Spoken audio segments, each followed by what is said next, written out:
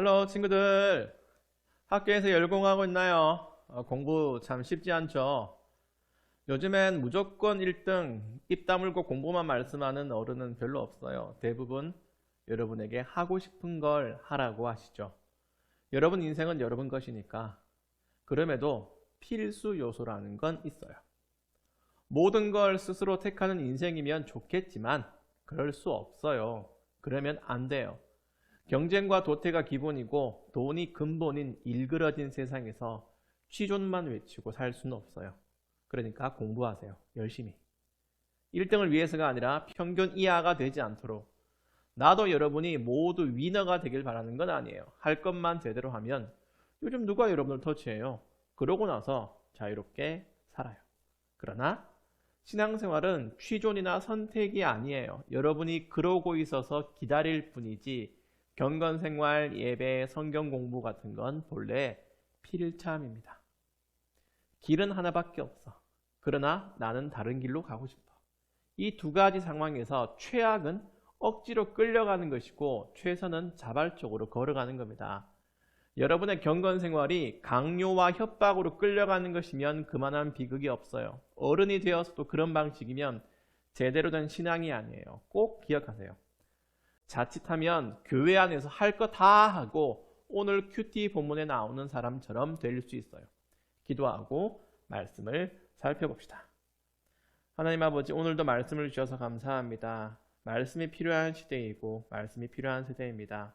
오늘도 말씀을 통해 저희에게 바른 길을 알려주세요.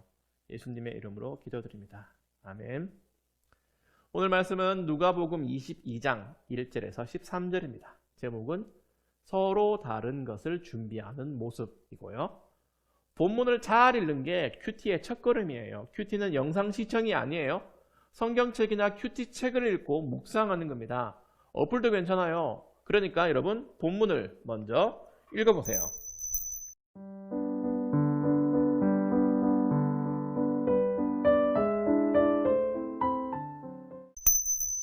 잘 읽었죠? 제목대로네요.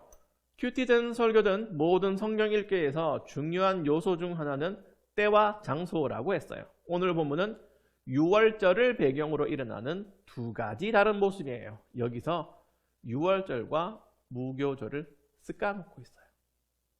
1절에 6월절이라고도 하는 무교절이라고 하죠. 본래 둘은 달라요. 하지만 오늘 본문에서는 같이 쓰기 때문에 6월절을 전야제, 무교절은 6월절로 시작하는 7일간의 축제로 생각하면 돼요.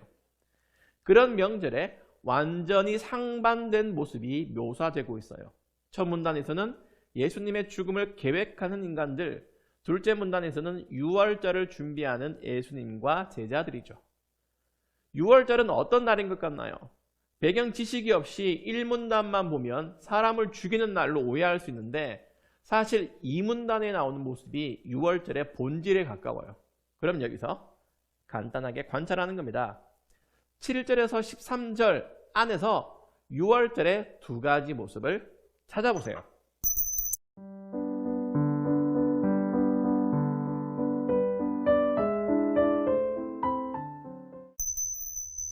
6월절은 첫째, 양을 희생제물로 바치는 날이고 둘째, 함께 식사하는 날입니다. 이것만 봐도 무겁고 칙칙한 기념일보다는 기쁘고 즐거운 명절 같지요? 6월절과 무교절은 그런 날이에요. 양을 왜 제물로 바치나요? 성경에서 피의 제물을 바친다는 것 곧 무슨 뜻인가요? 남을 죽여서 내가 산다는 뜻이에요. 죽어야 할 존재가 살고 살아야 할 존재가 죽는다는 뜻이에요. 이걸 뭐라고 하나요? 나 대신 다른 사람이 죄를 뒤집어 쓰고 죽어서 내가 사는 것, 두 자로 요약해보자.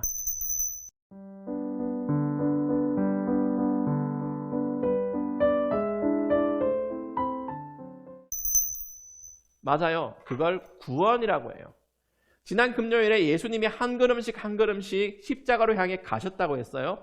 예수님은 그렇게 우리를 구원하시기 위해 죽으러 가시는데 악한 방식으로 그걸 계획하는 자들이 있어요. 그 인간들을 찾아보자. 1문단의 주요 등장인물들, 한 무리 또 한 사람이에요.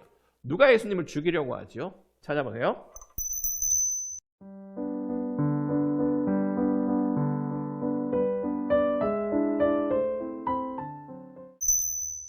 잘했어요. 대제사장들과 율법학자들과 가룟이라고 하는 유다입니다. 잠깐 생각해 보세요. 1문단의 이 등장인물들의 기본 옵션이 뭔가요? 예수님을 잘 따르는 건가요? 아니면 예수님을 죽이는 건가요? 본래 이 사람들은 예수님을 어떻게 대해야 하나요? 생각해 볼까?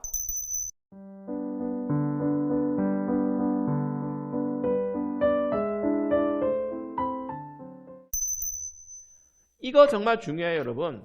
본래 율법학자든 대제사장이든 가룟 유다든 예수님을 따라야 해요. 믿고 의지하고 왕으로 모셔야 해요.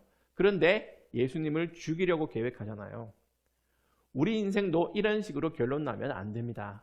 여러분이 교회에 출석한다면 기본으로 예수님을 믿고 따르는 제자가 되어야 해요. 참 신앙인은 예수님을 믿고 또 예수님의 길을 따라가야 하는 사람이에요. 그 길을 억지로 끌려가거나 마지못해 가는 건 최악의 방식이에요. 1문단에 나오는 자들처럼 능동적으로 자기 뜻대로 예수님을 죽이려고 하면 안 됩니다. 자기 마음에서 날마다 예수님을 죽이고 지워버리는 그런 존재가 여러분이 되면 안 돼요. 저는 안 그러는데 예수님 누가 죽여요? 아니에요, 여러분. 경건 생활에 관심이 없고 하루에 단 한 줄의 기도도 하지 않는다면 그게 바로 예수님을 죽이는 인생인 겁니다. 또 죄를 죄로 인식하지 못하고 매일 밥 먹는 것처럼 죄를 짓는다면 양심의 가책이 1도 없는 삶의 태도 역시 마찬가지예요. 교회 안에 있다면서 신앙생활 한다면서 1문단의 악인처럼 될 수 있어요. 2문단을 보세요. 2문단이 6월절의 참모습이에요. 함께 식사하는 것, 구원을 감사하는 것, 예수님의 죽음의 쉼을 묵상하고 기념하는 것. 좁게는 교회의 성찬식을 통해서 넓게는 그리스도인의 삶 전체를 통해 일어나야 하는 일이에요. 죽으신 예수님을 죽은 상태로 두는 게 아니라 내 안에 살게 하시는 일, 죽으셔서 끝난 게 아니라 부활하셔서 승천하시고 나를 위해 계속 일하시는 예수님으로 인해 내가 사는 일, 예수님과 눈도 안 마주치는 대면대면한 인생이 아니라 날로 친근해지는 삶, 이게 본래 우리 인생이 가야 할 유일한 길입니다. 필참, 기권 없음, 스킵 안 됨, 정신 단디 차리.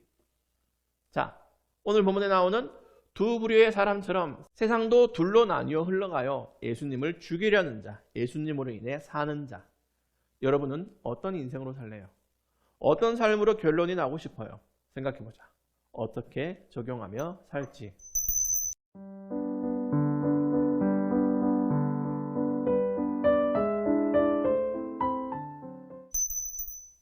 교회를 다닐수록 예수님과 멀어지는 인생이 되지 맙시다. 교회의 여러 활동에 익숙할수록 예수님을 삶에서 죽이는 비참한 사람이 되지 마세요. 여러분의 삶의 태도뿐만 아니라 마음가짐 자체를 흔들어 고치는 게 적용입니다. 바로 그 사람이 단 한 명이라도 삶이 변하는 그 사람 때문에 하나님이 기뻐하실 거예요. 우리 중에 한 사람만이 아니라 우리 모두가 그렇게 되면 좋겠네요. 기도합시다. 하나님 아버지, 살아가면서 예수님을 인생에서 지워버리고 예수님을 인생에서 없는 것처럼 치는 그런 비참한 인생이 되지 않도록 도와주세요. 날마다 말씀으로 새로워지는, 예수님과 더욱 가까워지는 그런 인생이 되게 해주세요. 예수님의 이름으로 기도드립니다. 아멘. 여러분, 열공하고요, 열큐하고 하나님 안에서 잘 지내다가 우리 주일날 다시 만납시다.